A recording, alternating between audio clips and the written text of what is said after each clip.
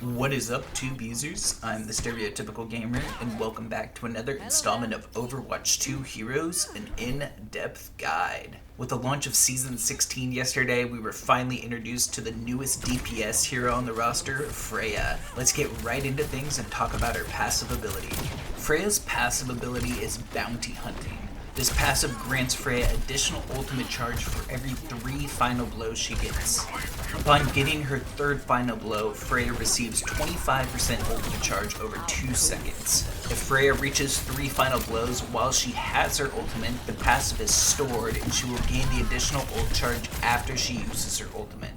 Final blows with her ultimate also count towards this passive. Now let's move on and talk about her primary fire. Freja's primary fire is a red draw crossbow. This is an automatic firing projectile-based attack that deals 30 damage per shot.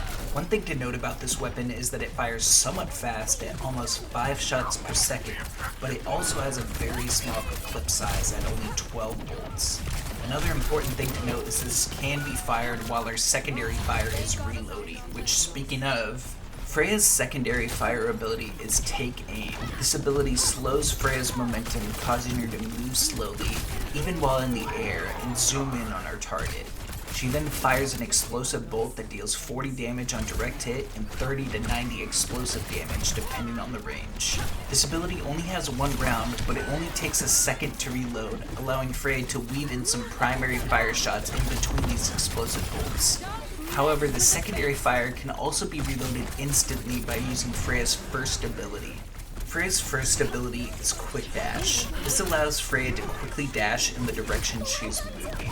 The feel of this ability is similar to Hanzo's lunge, but the biggest differences are that Quick Dash has 2 charges, and if no horizontal inputs are given, Freja will be launched upwards. Now, let's move on to Freja's next ability. Freja's second ability is Updraft. This ability allows Freja to quickly launch herself upwards. The max height Freja can reach with this ability is about 8.5 meters, which allows her to get to most high grounds, but combined with the vertical movement she can have with her Quick Dash ability, Freja can pretty easily get to almost any high ground with ease. Now, let's go over Freja's ultimate ability. Freja's ultimate ability is Bola Shot. This ultimate fires an explosive bola that upon impact will hinder the target and pull enemies within 5.5 meters of the target into them. Enemies within that radius also take damage over time and are slowed by 25%. This ultimate does 25 damage on direct hit, 90 damage over 1.2 seconds to enemies within that radius, and then the bola explodes, dealing 60 to 100 damage to enemies depending on the range. In total, the main target takes 215 damage, while enemies within the range can take anywhere from 150 to 190 damage. This, combined with using her Take Aim ability, can deal some massive AoE damage.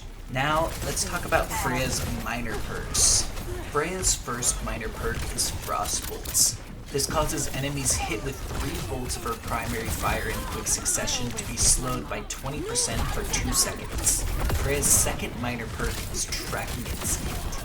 This perk allows Freja to see critical health enemies through walls, similarly to Sombra's passive ability. Both of these perks have decent upside to them, however I found the Frostbolt perk to be a bit more helpful in landing Take Aim shots on enemies, which is why I personally go for that perk most of the time. Now, let's finally go over Freja's major perks. Freja's first major perk is Ready to Hunt. This allows a free use of her Quick Dash ability after using Updraft for 3 seconds. Freja's second major perk is Relentless Barrage. This perk refunds 4 bolts of her primary fire if she direct hits an enemy with Take Aim. Both of these perks are pretty useful, but most of the time I find Relentless Barrage to be the better choice, especially combined with her Frostbolt minor perk. Freja can be an absolute menace if she's landing her shots. However, I have found Ready to Hunt useful on maps with higher high ground spots that are difficult for Freja to get to with just Updraft. Having that extra free dash is nice to get up to some of those areas. Now let's move on and talk about heroes that Freja counters. Freja can be a difficult hero to deal with given her quick movement ability and her ability to slow her momentum can make her unpredictable. The tank hero Freja plays well against is Roadhog. Freya does well playing the mid to long ranges, a place where Roadhog suffers. His only real threat to Freya is his chain hook, which she has a plethora of movement abilities to avoid that. A DPS hero Freya plays well against is Junkrat. Junkrat has a tough time dealing with aerial heroes, and while Freya may not have the flying capabilities as Farah, she can avoid the projectiles just as easily. Finally, a support hero Freya plays well against is Ana.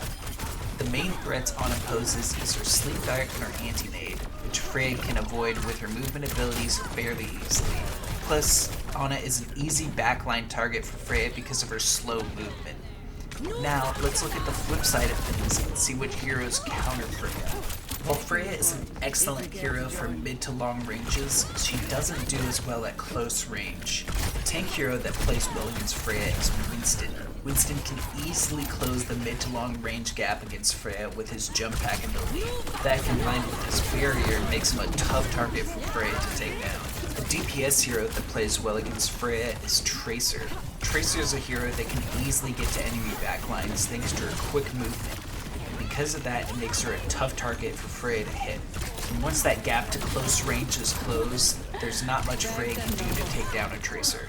Finally, a support hero that plays well against Freya is Juno. Freya can have a tough time dealing with Juno because of her fast movement abilities, and her hit scan primary fire plus her lock-on torpedoes can be tough to avoid even with Freya's quick movement.